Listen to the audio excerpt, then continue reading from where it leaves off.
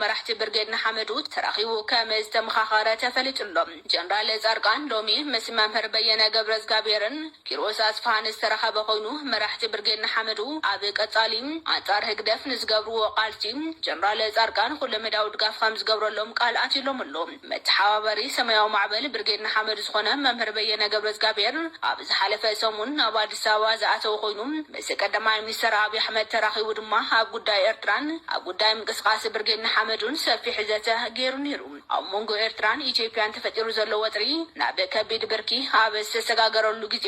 መንግስቲ ኢትዮጵያ ነተቃዋምቲ ስርዓት ህግደፍ ዝኾኑ ኤርትራውያን እናኣከበ ንቐጻሊ ኣብ ኤርትራ ክህልዎም ዝኽእል ግደን ኣስተዋጽኦን ምኽክር ይገብረሎም ዘሎ ኮይኑ ተወሳኺ ድማ መንግስቲ ኢትዮጵያ ንመራሕቲ ብርጌድና ሓመዱ ዝኾኑ መናእሰይ ኣብ አዲስ አበባ ከምኒ ጀነራል ጻርቃን ዝበሉ ምስ ሻዕብያ ፍሉይ ቂምን ጽልአን ዘለዎም መራሕቲ እናላኸ ፖለቲካዊ ስልጠና ይህቦም ዘሎ ኮይኑ ምስ ኤርትራ ኣብ ዝግበር ኩናት ድማ ነቶም ኤርትራውያን ሙሉእ ዕጥቅን ስንቅን ከም ዝብጅተሎም ድጋፍ ከም ዝግበረሎም ቃልኣትሎም ከም ዘሎ